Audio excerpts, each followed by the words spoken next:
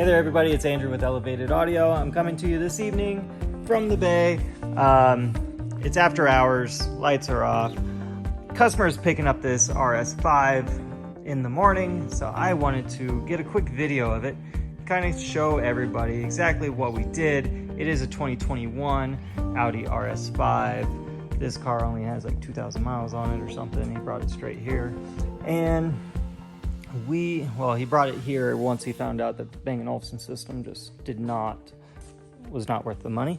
So, I'm gonna go over the build. We're gonna start at the front and we're going to work our way to the back. All right, starting with the head unit. We left this in here. We were able to remove the Bang & Olufsen amplifier. We integrated in with a nav TV part that allowed us to take optic out of the factory head unit and run it directly back to our amp or our processor. We are using the Helix DSP Ultra in the back. You can see here's the commander that we installed for it. This commander is really slick. This is our bass knob. We hit it another time. This is my rear attenuation, so how loud the rear speakers are. Then we have master volume, which shouldn't really be touched. We have our input source. We only need one, which is our optical. Then we have two different tunes in this vehicle. Tune 1 is the master tune for the driver. It's a driver focused tune.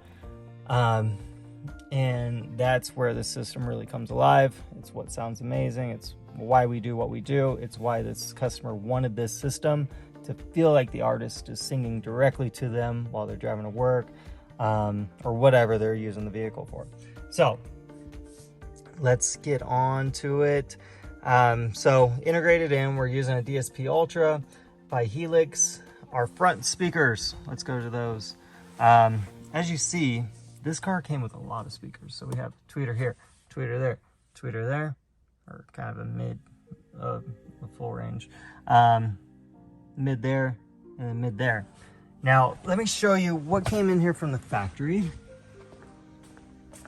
It's a little 4x6. And upon removal, we were like, well, we could do better than this for sure.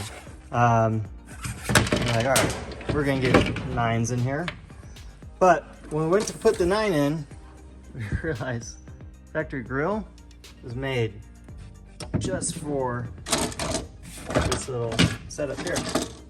So we had to, we chose to build some new grills for the customer. Here's our little tuning cart.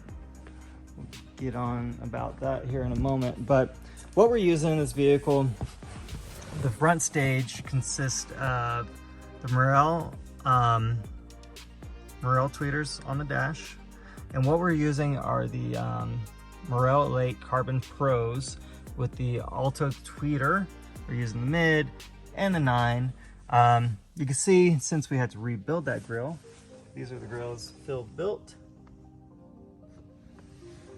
If I actually turn it on,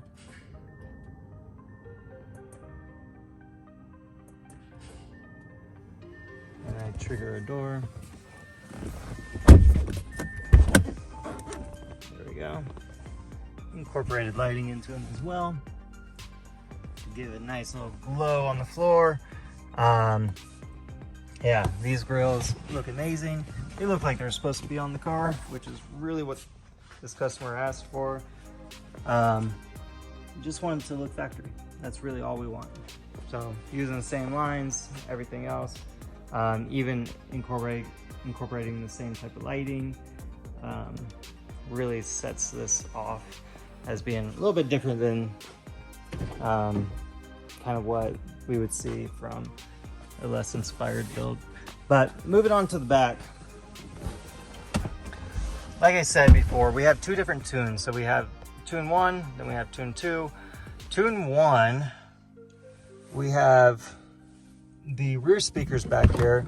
They're running passive, which means the tweeter and the woofer are still tied into the same output channel on our amplifier.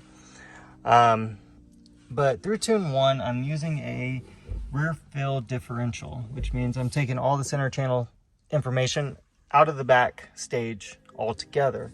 And what that allows me to do is get a very accurate sound up front. It's not pulling away from the stage, it's not pulling the center image back, but it is adding a spatial kind of feel to it. And that's why we had the rear attenuation dial up there as well. So if it feels like it's too much, we could turn it down. If it's not enough, we could turn it up. Different types of music should have different types of feels to them. Club music should feel like you're surrounded by the music. If it's a like kind of coffee house kind of type music, you're gonna want to have that feeling like the artist is up on the dash singing just for you, in a very personal environment. So tune 2, I kind of took all that out, and we have just full stereo image out of the back. This car, like I said, did come with a lot of speakers. I believe 17 in total. Now we are running 6, 7, 8, 9, 10, 11. We're running 11. And mainly because we're keeping the rears in. There were speakers back here in the C pillars. I'm calling it a C pillar because I don't think that should be a pillar. So, but they're back here. And so let's get back to the back of the build here, back to the trunk. We have our subwoofer on this side. We have our processor in that cavity, and then we have our amps under the floor. So starting with the subwoofer, we have this nice Arc Audio Black Series 10-inch woofer. This thing sounds amazing in here. Phil used a stack fab kind of technique to get the depth that we need. It's a 2-part box, so inside there it's actually bonded together. Airspace is super, super important. You're not gonna have a good sound if your airspace is off. In line with getting as much airspace as possible, that's why the subwoofer is mounted on the outside of this wall right here. Normally we'd countersink it, but we needed the depth for the magnet on this guy and the just every little bit of airspace that we could. This customer wanted a full protection on the front, so it just snaps on there with magnets. Phil made this awesome panel back here that goes in line with the other accents on the car, and obviously a pressed grille to really protect that subwoofer. So amazing sounding sub. Over here on this side, we have our Helix DSP Ultra, and you can see all these RCAs coming out of this thing running into our amp. These are our Audio Quest Golden Gates, which is a really nice little RCA there. But moving on to the amplifiers, this is what Matt's really specialty is at the shop. We have Phil for fabrication, we have Matt for mounting amplifiers, wiring, and I guess that's it. Mounting, building the amp plates, and wiring. And then I come in at the very end and I tune. But here are the amplifiers. Aluminum amp rack. I could literally, if I was strong enough, lift this car off the ground just by pulling up on these guys. You can see super, super thin, lightweight. Like I said, aluminum amp racks. You can see TechFlex, heat shrink. We use ferrules on all the inputs as well, so you don't see wires kind of stranded out. But look at these fuse holders, also mounted. TechFlex, heat shrink. Our ground goes right down there. But you can see where our RCAs run down from our DSP, opposite from the power over here. But yeah, that's really the whole build. So we have the amps, and again, well, I didn't mention it, these amplifiers, Arc Audio X2, we have the 1206 and then the 1105 here. We have front tweeters, front mids, rears, and then the first 4 channels on this are the fronts, 9-inch drivers bridged, and then the 5th channel for the subwoofer here. So all in all, a really fun build, really amazing sounding car. Definitely in my top 10 of the favorite sounds.